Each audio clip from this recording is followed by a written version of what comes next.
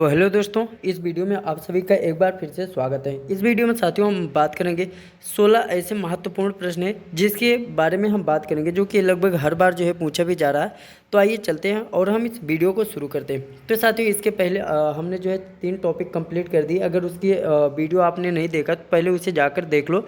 ये सारे वो क्वेश्चन हैं साथियों जो आपसे पूछे जा रहे हैं। ये टॉपिक जो है साथियों एम्प्लॉयबिलिटी स्किल फर्स्ट ईयर के लिए है, चाहे आप किसी भी ट्रेड में हैं। आईटीआई के सभी ट्रेड फर्स्ट ईयर वालों के लिए है एम्प्लॉयबिलिटी स्किल फर्स्ट ईयर। तो आइए चलते हैं। सबसे पहला जो टॉपिक था वो था इंग्लिश लिटरेचर, अंग्रेजी साक्षरता पे था, जिसमें मैंने 45 क्वेश्चन को सॉल्व कराया था। दूसरा जो था वो था आईटी साक्षरता, इसमें भी 45 क्वेश्चन को सॉल्व कराया।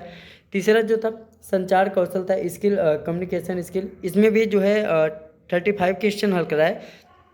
और चौथे जो मॉड्यूल है वो है उद्यमिता कौशल।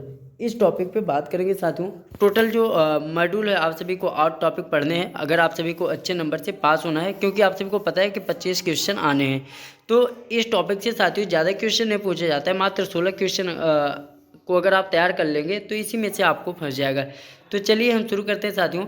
उद्यमिता कौशल मतलब साथियों उद्यमिता कौशल ये है कि आपके कंपनी से रिलेटेड है, तो आपको इन सबको जान लेना बहुत ही ज़्यादा ज़रूरी है। तो आइए चलते हैं और क्वेश्चन पे बात करते हैं।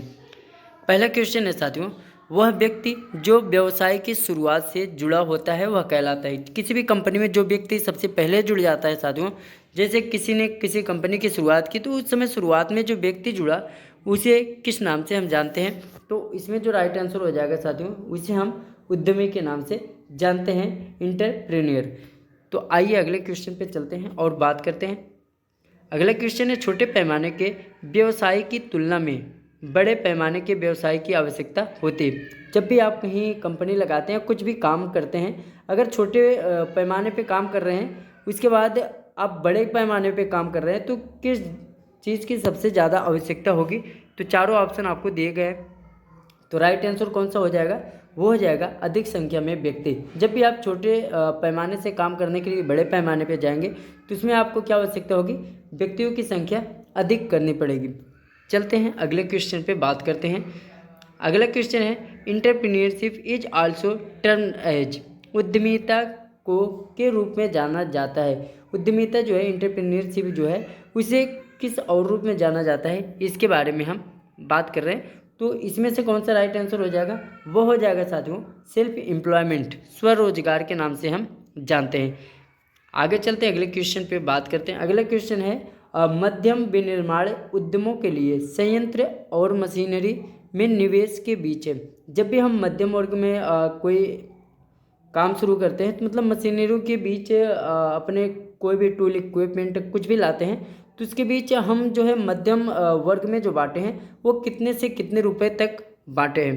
तो इसका जो राइट आंसर होगा वो होगा साथियों 5 करोड़ से 10 करोड़ तक। अगर हम 5 करोड़ से 10 करोड़ तक निवेश कर रहे हैं, तो हमारा जो आएगा मशीनरी के अंतर्गत मध्यम वर्ग का निर्माण आएगा। अगर हम 10 करोड़ से ऊपर जा रहे हैं साथियों, 10 करोड़ से कितना भी ऊपर जाए, तो हमारा जो है साथियों बड़े वर्गों में आएगा। और 5 करोड़ से नीचे 2 करोड़ तक आपका जो आता है वो आता है एकदम छोटे वर्गों में। चलते हैं अगले क्वेश्चन पे हम बात करते हैं। अगला क्वेश्चन है, in short analysis S stands for, मतलब जो शॉर्ट का विश्लेषण होता है उसमें पूछा है कि यस का जो अर्थ है वो क्या होता है। शॉर्ट अभी आप लोगों ने नहीं पढ़ा होगा ना, तो इसका नाम सुना होगा शॉर्ट। जब भी आप किसी कंपनी में काम करने जाएंगे, तो वहाँ पे आपको एक शॉर्ट एनालिसिस नाम से देखने को मिलेगा। शॉर्ट में साथियों क्या क्या होता है कि किसी भी कंपनी का कैसी स्थिति है, फ्यूचर में कैसी रहेगी, अभी उसका क्या किस प्रकार से क्या रिकॉर्ड है उसका, सारे चीज़ों को चेक करने के लिए वो हम जो है शॉर्ट एनालिसिस को लागू करते हैं। तो शॉर्ट में जो होता है साथियों, शॉर्ट में यस का जो अर्थ होता है वो होता है स्ट्रेंथ, जिसे हम ताकत के नाम से जानते हैं। तो इसमें जो राइट आंसर होगा वो होगा ऑप्शन बी। और शॉर्ट में जो चारों शब्द हैं इनका अगर हम आपको बताएं, यस से स्ट्रेंथ हो गया, डब्ल्यू से वीकनेस हो गया, इसके बाद ओ से आपका अपॉर्चुनिटीज हो गया, और टी है लास्ट में आपका, जिसे हम थ्रेट के नाम से जानते हैं, जिसे हम खतरा के नाम से जानते हैं। तो भाई होप आपको इन चारों शॉर्ट एनालिसिस के बारे में पता चल गया होगा। तो इसमें जो राइट आंसर हो जाएगा, फिर से हम आपको बता दें, वो हो जाएगा आपका स्ट्रेंथ, मतलब ताकत। आगे चलते हैं, अगले क्वेश्चन पे बात करते हैं। क्वेश्चन नंबर 6 है, आर्थिक विकास में उद्यमी की भूमिका होती है। किसी भी आर्थिक विकास, जब भी प्रति व्यक्ति आय की बात की जाती है कि ग्रोथ हुआ, तो इसे हम कैसे निकालते हैं, किस प्रकार से हमें पता चलता है कि आर्थिक विकास इस देश का चल रहा है। तो इसमें हमें क्या करना पड़ता है साथियों, उसमें हमें चेक करना पड़ता है इम्प्रूवमेंट पर कैपिटा इनकम, मतलब प्रति व्यक्ति की अगर आय में सुधार हो रहा है तो मतलब देश की या किसी भी जगह की स्थिति में आप सुधार मान सकते हैं। जब भी हम कभी वैल्यू निकालते हैं तो हम प्रति व्यक्ति की आय में अगर बढ़ोतरी हो रही है तो आर्थिक विकास जो है उस देश का हो रहा है। आगे चलते हैं, अगले क्वेश्चन पे बात करते हैं। क्वेश्चन नंबर 7 है, फिर से वही क्वेश्चन आ गए, शॉर्ट विश्लेषण में कौन सी जोड़ी सहायक होती है। इसमें 2 का दिया साथियों, 4 अक्षर में कौन सी जोड़ी है जो कि सहायक होती है। तो सबसे ज़्यादा जो आवश्यक होती है शॉर्ट में, वो होती है आपकी स्ट्रेंथ और अपॉर्चुनिटीज। स्ट्रेंथ जो होती है साथियों ताकत होती है, और अवसर, ये 2 सबसे ज़्यादा महत्वपूर्ण होती है शॉर्ट एनालिसिस में। आगे चलते हैं, अगले क्वेश्चन पे हम बात करते हैं।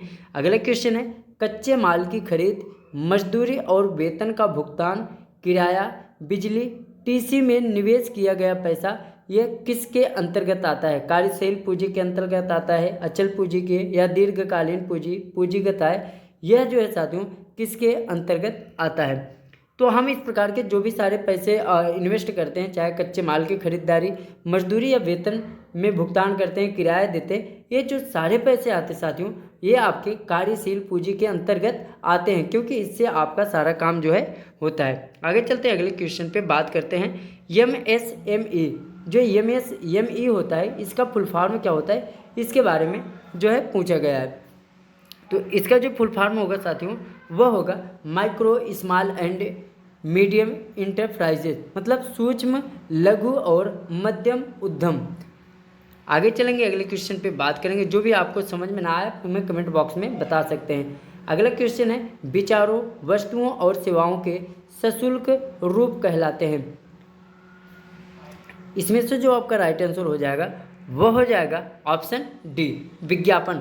विज्ञापन क्या होता है साथियों, एडवर्टाइजमेंट। जब भी हम किसी भी अपने प्रोडक्ट को क्या करते हैं, प्रचार कराते हैं, किसी भी माध्यम से, विज्ञापन के माध्यम से प्रचार कराते हैं, और भी सारे माध्यम हैं, तो इसे हम क्या बोलते हैं, विज्ञापन। मतलब प्रचार जब भी कराएंगे पैसे देके, तो इसे हम विज्ञापन के नाम से जानते हैं।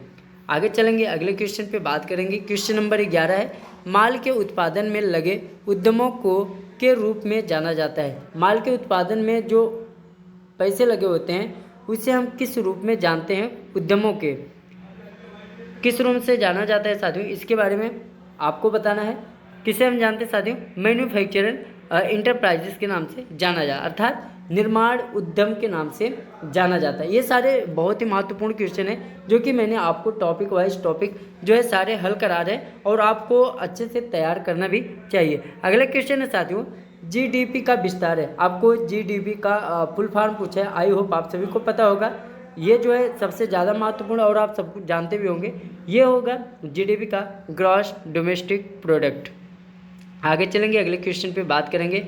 SIDO का फुल फॉर्म पूछा है। SIDO का फुल फॉर्म क्या होता है, ये आपको बताना है। ये जो है बहुत ही ज़्यादा महत्वपूर्ण क्वेश्चन भी है। तो ये SIDO का जो फुल फॉर्म हो जाएगा वो हो जाएगा साथियों स्मॉल इंडस्ट्रीज डेवलपमेंट ऑर्गेनाइजेशन।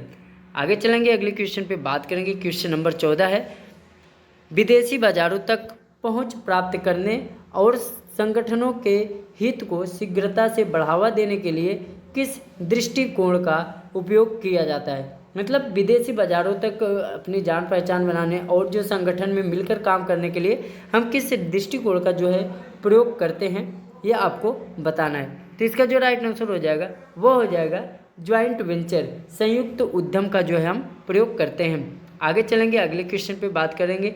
विनिर्माण उद्यमों की स्थिति तय करने के लिए किस निवेश पर विचार जो है किया जाता है। तो इसका जो राइट आंसर हो जाएगा वो हो जाएगा साथियों आपका संयंत्र और मशीनरी पर। जब भी कभी हम निर्माण की स्थिति को तय करेंगे तो सबसे पहले क्या खरीदने का प्लान बनाएंगे, संयंत्र मतलब मशीन, टूल, इक्विपमेंट, इन सारी चीज़ों को सबसे पहले हम इकट्ठा करने के सोचेंगे। आगे चलेंगे, अगले क्वेश्चन पे बात करेंगे कौन सा एक सही चैनल है। सही चैनल है साथियों, कौन सा एक सही चैनल है, आपको लिंक पूछा है जिसके माध्यम से विपणक मतलब ग्राहकों तक पहुंच सकते हैं। किसी भी ग्राहकों तक पहुंचने के लिए सबसे अच्छा माध्यम इसमें से आपको जो है चुनना है कि कौन सा माध्यम है जो कि सबसे अच्छा है। तो सबसे अच्छा जो माध्यम होगा वह होगा साथियों मैन्युफैक्चरर, मतलब जहां पे उत्पादन होता है, फिर उसके बाद कहाँ जाता है, रिटेलर के पास जाता है, फिर उसके बाद कस्टमर के पास। तो ये जो है सबसे अच्छा लिंक माना जाता है कि उत्पादन हुआ, फिर रिटेलर के पास गए, उसके बाद जो है ग्राहक के पास पहुंच जाता है। आगे चलेंगे, अगले क्वेश्चन पे बात करेंगे। लास्ट क्वेश्चन है साथियों और आपको इस क्वेश्चन का आंसर बताना है। क्वेश्चन है साथियों कौन सा एक वेब आधारित लेखांकन है। इस क्वेश्चन का आंसर आपको कमेंट में देना है। तो आई होप आपको सारी वीडियो समझ में आई होगी और सारे जो भी टॉपिक है अगर पहले के तैयार नहीं किए तो प्लेलिस्ट में जाके आप सारे वीडियो को देख सकते हैं। Thank you.